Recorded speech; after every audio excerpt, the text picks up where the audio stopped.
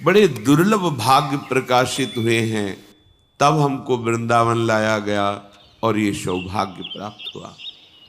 इस सौभाग्य का परिणाम दुख सुख भुगाने वाला ये मानव शरीर नहीं, केवल स्वाप्निक सुख स्वर्गलोक भुगाने वाला देव सुख नहीं, केवल पाप कर्म भुगाने वाला यातना देह नरक दुख नहीं, ये भगवत सुख प्रदान करने वाला है जो लोक लोकांतर में कहीं सुख नहीं है। ये जन्म मरण को रोकने वाला है। बड़े भाग पाइप सत्संगा, तो बिना ही प्रयास होई भव भंगा। शब्द पर ध्यान दो। कई नौ साधक विचलित हो जाते हैं कि मेरा मन मेरा साथ नहीं दे रहा, अब क्या होगा। आपको चिंता नहीं करनी, आप खुद गलत हो रहे हो। मेरा मन क्यों रखा है, प्रियाजू को क्यों नहीं दे दिया।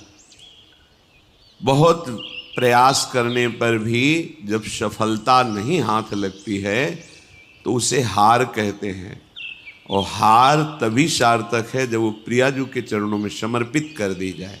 बड़े बड़े हार गए हैं, अपने लोग तो बच्चे हैं।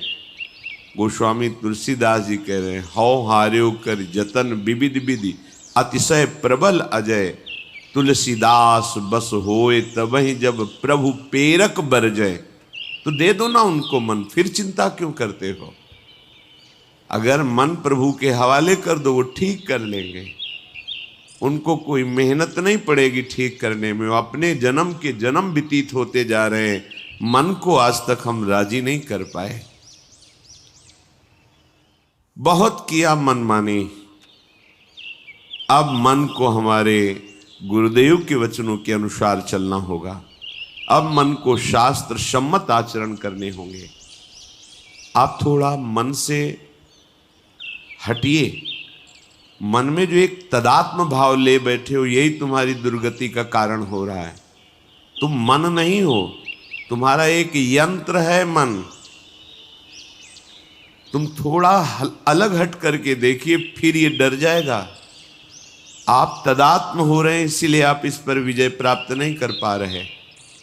थोड़ा हटिए, हट करके निर्णय कीजिए। यदि ये गलत आचरण का हमें प्रेरणा सलाह दे रहा है, संकल्प बना रहा है, तो इसको विरोध में हो जाइए। नहीं मानना, ये कुछ नहीं कर पाएगा आपका। ये केवल जलाएगा किसको, अपने को। वो आपको नहीं, आप तक इसकी आंच नहीं पहुंच सकती। शास्त्र जिभ्याओं वाले भगवान शेष जी जिनका यश गान करते हैं, आप उन भगवान के अंश हैं। आपको ये काम आदि विकार स्पर्श न किए हैं, कभी न कर सकते हैं।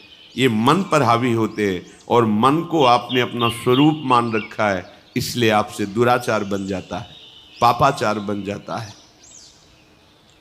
यदि इस जन्म में परमानंद की अनुभूति करनी है तो यज्ञार्थात् कर्मणोऽन्यत्र लोकोऽयं कर्म बन्धनः, तदर्थं कर्म कौन्तेय मुक्त संगः समाचर। यज्ञार्थ माने होता है भगवत प्रीत्यर्थ, प्रभु के लिए कर्म करना। प्रभु के लिए कौन से कर्म करना? स्वकर्मणा, जो तुम्हें कर्म मिला है उसे धर्म के अनुसार करो, भगवत समर्पित कर दो, वो यज्ञ हो जाएगा। उसका फल मिलेगा तुम्हें आनंद, भगवत प्राप्ति, महासुख। कर्म वही है, पर जब अहंकार से प्रेरित होकर अपने लिए करते हो सुसुख वांछा, तो उसमें अधर्म वृत्ति बढ़ जाती है। अधर्म वृत्ति निश्चित आपको भोगना पड़ेगा। यदि भगवान की शरण में हो जाओ, अबलो नशानी अबना नशई हो, वो कृपा करे तो सब क्षमा हो जाए। वो कह रहे हैं कि हम तो हम सर्वपापेभ्यो मोक्षयिष्यामि मा शुचा। नहीं तो आपका जो कर्म प्रकाशित नहीं हुआ है और आपने पाप कर्म किया, वो गुप्त है, वो नष्ट नहीं हुआ, वो भयंकर रूप रख के तैयार है, अपने समय पे तुम्हें नष्ट कर देगा। एक 45-50 वर्ष की अवस्था के थे। अब उनको ज्ञान हुआ कि हमारे द्वारा बहुत अधर्म हुए हैं, अब सब छोड़ो, अब सत् कार्यों में लगो। तो उनके सामने एक स्वर्णकार का मकान था। वो बहुत ही कपटपूर्ण व्यवहार करता था, भोले भाले लोगों को असली स्वर्ण लेकर के केवल स्वर्ण का लेप करके अलंकार बेचता। अगर कोई जानता तो कुछ राज कर्मचारियों को अपने ले के अधीन किए हुए था और उसको कुछ नहीं होता। तो जो राज कर्मचारी उसके रहस्य को जानते थे वो रात में ड्यूटी देते थे। उन लोगों ने सोचा कि इतना धन इसने इकट्ठा किया है, अगर हम इसको मार देते हैं और इसका स्वर्ण ले लेते हैं तो कोई रिपोर्ट करने वाला भी नहीं होगा और हम बहुत धनी हो जाएंगे। अधर्माचरण करने वाला कभी सुखी नहीं हो सकता। स्वर्णकार अधर्म आचरण कर रहा था तो उसके अधर्म आचरण में सम्मिलित होने वाले राज कर्मचारियों ने उसे मार दिया, उसका स्वर्ण ले लिया, धन ले लिया और उसे बॉक्स में बंद करके वो निकल ही रहे थे कि वो जो धर्म पे चलना ठाना था उन्होंने देख लिया। बाहर निकले, उनका ये क्या है, अब वो तो फंस गए क्योंकि बॉक्स में उसकी लाश थी और सब बैग झोला में स्वर्णाभूषण धन था। उन्होंने तुरंत उसको कहा, आवाज मत दीजिएगा, देखो हम तुम्हें हिस्सा दे देंगे, ये जो धन हमारे पास है इसको हम 3 हिस्से में बांट लेंगे और इसको हम नष्ट कर देते हैं, कोई जानेगा नहीं, हम राज कर्मचारी हैं, किसी तरह का फसाव नहीं होगा। उन्होंने कहा, ये मैं अधर्म का कार्य नहीं कर सकता, मैं तो अब हल्ला मचाऊंगा, सबको बुलाऊंगा और बताऊंगा कि तुमने इसकी हत्या की है और इसका धन अपहरण कर रहे थे। अब राज कर्मचारी, उन्होंने सोचा हमारी ड्यूटी भी जाएगी, धन भी जाएगा, सजा भी मिलेगी। दोनों ने इशारे में ही बात कर ली और हल्ला मचा के दौड़ पाए, पकड़ो इसे, पकड़ो, जाने न पाए। उसे पकड़ लिया, लोग इकट्ठा हुए, क्या हुआ, देखो ये धन अपहरण करके जा रहा था, इसकी हत्या कर दी। तो हम लोग गश्त लगा रहे थे तो हमें शंका हुई, आए तो देखा ये पकड़ा गया, जो धर्म से चल रहा था उसको पकड़ लिया। अब तो प्रमाण, राज कर्मचारी खुद गवाही देने के लिए तैयार, उसे बंद किया गया, मुकदमा हुआ। वो बार बार जज के सामने यही कहता था, जिसकी कसम खवाओ हम कसम खा लेते हैं, हमने बिल्कुल ये कार्य नहीं किया, ये लोग ये कार्य कर रहे थे, हमने इनको रोका तो इन्होंने मुझे साझेदारी के लिए, पर मैंने वो स्वीकार नहीं किया तो फिर इन्होंने ऐसा किया। पर उसकी कौन बात माने, राज कर्मचारी गवाही,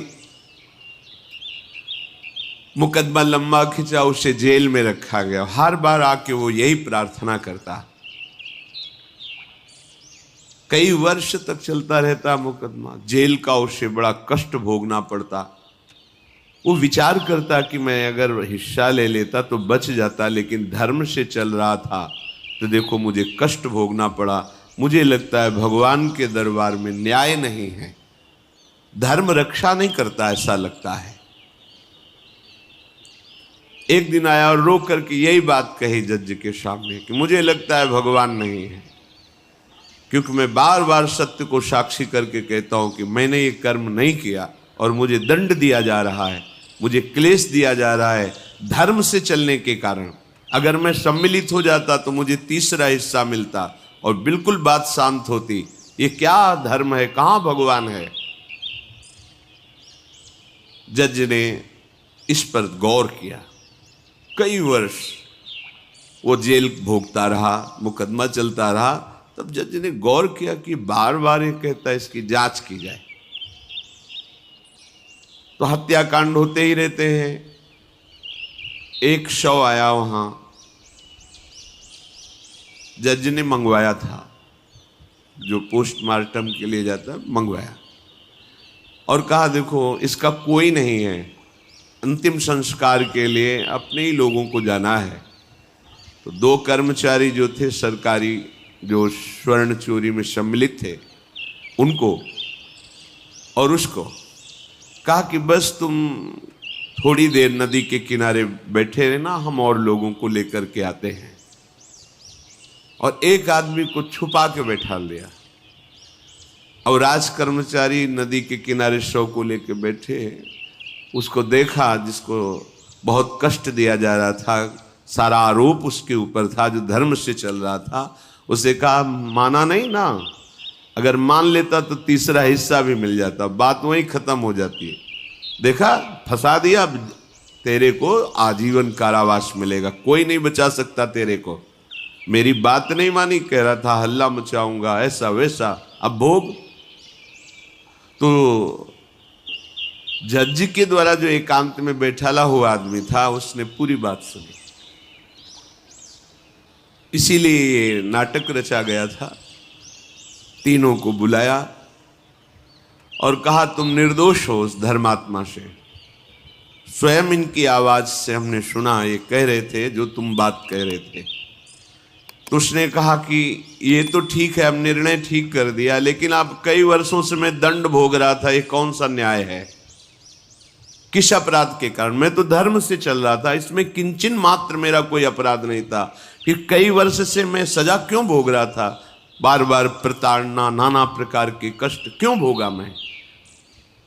जज ने कहा तुम हृदय को साक्षी करके बताओ, क्या कोई ऐसा अपराध किया है जिसका प्रकाश ना हुआ हो और तुम्हें दंड ना मिला हो? हम अब उसका कोई दंड थोड़ी तुम्हें देंगे, लेकिन तुम्हारे अंदर जो भगवान के प्रति आरोप है उसका निराकरण हो जाएगा। उसने कहा हाँ, यौवन अवस्था में मैंने किसी स्त्री को ऐसा ऐसा, और वो विरोध करने पर भी उसे मार दिया और आज तक बात कोई प्रकाशित नहीं हुई। तो बोले फिर भगवान को क्यों दोष देते हो? वो कर्म तुम्हारा दंड अगर मिल जाता तो नष्ट हो जाता, वो कर्म सुरक्षित है। उसी कर्म ने तुम्हें यहां अधर्म ना होने पर भी फंसाया और देखो तुम्हें भोगना पड़ा। तो निश्चित समझो, यदि आप अधर्म के द्वारा कोई भी सुख साधन करेंगे तो आप नष्ट होंगे। अधर्म के द्वारा आप धन आदि छीनना चाहेंगे तो आप नष्ट होंगे।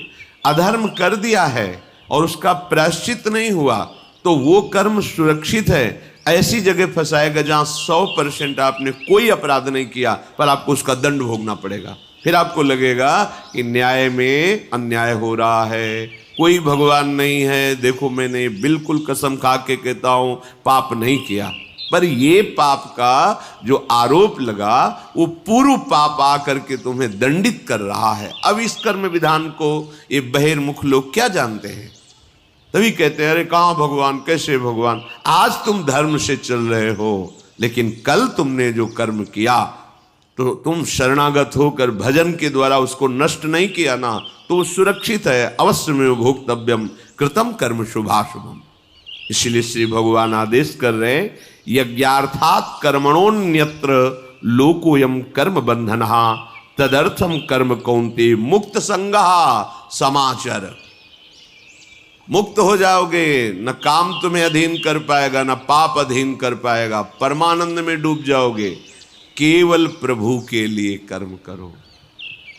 ये अगरबत्ती, धूप बत्ती, आरती, पूजा प्रभु को अपना नहीं माना तो ये थोड़ा शुभ कर्म बन गया, बस ये तुम्हारा प्रायश्चित नहीं होगा। जो तुमने अधर्माचरण के अगरबत्ती धूप बत्ती से खत्म होने वाले नहीं हैं, उनके लिए तुम्हें नाम जप करना पड़ेगा, नाम कीर्तन करना पड़ेगा। नाम कीर्तनम यस्य सर्व पाप प्रणाशनम, समस्त पापों का नाश करने में समर्थ है। राधा राधा राधा, कृष्ण कृष्ण कृष्ण, गोविंद गोविंद गोविंद। भगवन नाम, अगर भगवन नाम का आप निरंतर जप करने लगे तो आप स्वयं तर जाएंगे और लोगों को तार देंगे। मम भक्तियुक्तो भुवनम पुनात् सतरति सतरति सा लोकान तारयति। जो भी कर्म कर रहे हो वो भगवान के लिए भावना करो, उस कर्म को भगवान को समर्पित करो, तो तुमसे पापाचरण नहीं होगा। जो पापाचरण हो गए हैं 10 मिनट केवल बैठ करके अपने घर में ही ताली बजा के मंजीरा लेकर के, इसे नाटक मत समझो, आडंबर मत समझो। नहीं, जो आडंबर और नाटक किए हैं ना, वो जब अपना नाटक फैलाएंगे तो तुम उस नाटक से निकल नहीं पाओगे। माया का नाटक है। भगवान नाम कीर्तन, ये जो लोग कहते हैं ना कि भगवान तो हृदय में बैठे, दिखावे की क्या जरूरत है। अगर इतना बोध हो चुका है भगवान हृदय में बैठे, तब तो आप सिद्ध हो गए। केवल वाणी से बोल रहे हो, मन मानी आचरण कर रहे हो, दुर्गति को प्राप्त हो रहे हो, तो है ना सबके हृदय अछत विकारी, पर सकल जीव जग दीन दुखारी। सबके हृदय में बैठा है, पर दुर्दशा रोक रहा है क्या वो? क्यों? क्योंकि तुम केवल बातों से कहते हो तो सबके हृदय में बैठा है। ऐसा अनुभव किया? अगर ऐसा अनुभव किया तो बेविचार किसके साथ करते हो, चोरी किसकी करते हो, हिंसा की, कपट किससे, द्वेष किससे? बस केवल बातों से बात नहीं बनती। ये कर्म बातों से नष्ट नहीं होता, इसके लिए अनुष्ठान करना होगा नाम का। चाहे जैसी परिस्थिति हो, चाहे जो हो, जैसे भी हो, तुम्हारा मंगल होगा। अहोबत स्वपचतो गरीयान यज्जिभ्यागे वर्तते नाम तुभ्यम। वो नीच आचरण करने वाला, अभक्ष पदार्थ खाने वाला भी यदि भगवान नाम उच्चारण करता है तो परम पावन हो जाता। अहो, आश्चर्य की बात! बड़े बड़े प्रायश्चित जिसे पावन नहीं कर सकते, भगवान नाम उसे पावन कर देता है।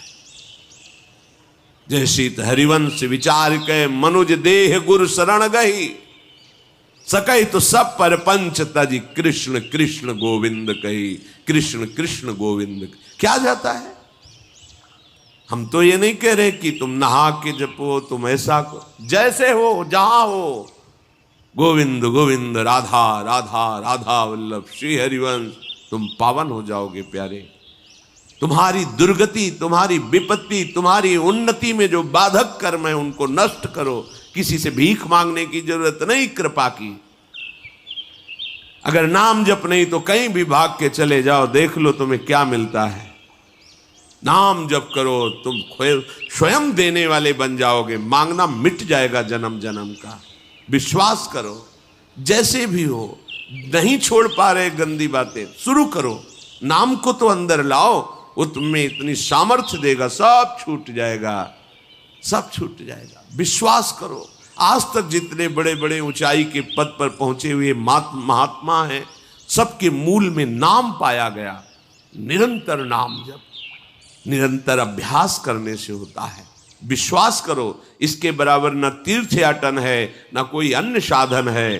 नाम कलयुग केवल नाम आधारा, सुमिर सुमिर नर उतर ही पारा। जिसने नाम का आश्रय ले लिया महासुखी हो गया। पर जब तक तुम्हारे पाप कर्म भस्म नहीं होते, तब तक तुम्हें आनंद नहीं मिलेगा। इसलिए विश्वास करके दीर्घ काल तक सम्मान पूर्वक, आदर पूर्वक हृदय में नाम जप करो। जब पाप वासनाएं नष्ट हो जाएंगी, पाप प्रवृत्ति नष्ट हो जाएगी, तब आनंद की धारा, तुम्हें कोई भी विपत्ति, कोई भी संकट परास्त नहीं कर पाएगा। प्रश्न होता है कि हम बहुत प्रयास करते हैं पर सफलता नहीं मिलती। प्रयास को कहते हैं पुरुषार्थ, और सफलता नहीं मिली उसको कहते हैं प्रारब्ध। कभी कभी प्रारब्ध बहुत जोर का होता है, जो बड़े बड़े ऋषि मुनियों के ऊपर भी हावी हो जाता है। पर पुरुषार्थ व्यर्थ नहीं जाता। यदि वो सत है तो तुम्हारा पुरुषार्थ भी तो असत है। अगर राधा राधा बीच में बोलते रहो और प्रभु की भावना कर लो कि 8 घंटे से जो काम कर रहा हूं वो समय और वो कार्य दोनों प्रभु को समर्पित करते हैं, अब ये सत्य पुरुषार्थ हो गया। अब प्रारब्ध को बदलने की सामर्थ्य आ गई तुम्हारे पुरुषार्थ में। खिलवाड़ नहीं है। जो तुम एक भी कर्म करते हो वो कर्म सुरक्षित है, वो तुम्हें दंड दे के रहेगा या तुम्हें सुखी करके रहेगा। असत है, पाप है तो दंड देगा, सत है, सुकृत है तो सुखी करेगा। विश्वास मानिए, ये सत्य वार्ता है, ये कोई चाटुकारिता की बात नहीं है। सत्य सत्य रहता है, चाहे जो युग हो, चाहे जो समय हो, सत्य अपना प्रभाव दिखा के रहता है। इसलिए भगवान का आदेश है, तुम्हारा जीवन भगवत प्राप्ति के लिए, आनंद में डूबने के लिए, मस्त होने के लिए मिला है। ये मस्ती नशा में नहीं है, ये मस्ती दूसरों के शरीर का मांस खाने में नहीं है, ये मस्ती दूसरों की हिंसा व्यभिचार इसमें नहीं है। मस्ती है स्वात्मानंद की। जब कोई चाह नहीं, कोई परवाह नहीं, मृत्यु भी एक खिलौना लगने लगे, उसे मस्ती कहते हैं। वो मस्ती आती है भगवान नाम जप से। शुद्ध ज्ञान का प्रकाश हुआ, मरने का भय खत्म हो गया, क्योंकि शरीर राग नष्ट हो गया। इसलिए सावधान होकर जो जहां जैसी भी परिस्थिति में हो, भगवान नाम सदैव अपने पास रखो। राधा राधा, कृष्ण कृष्ण, गोविंद गोविंद। देख लेना, निहाल हो जाओगे, निहाल हो जाओगे, मस्त हो जाओगे। हमारी बात मान लो, हमारी प्रार्थना मान लो।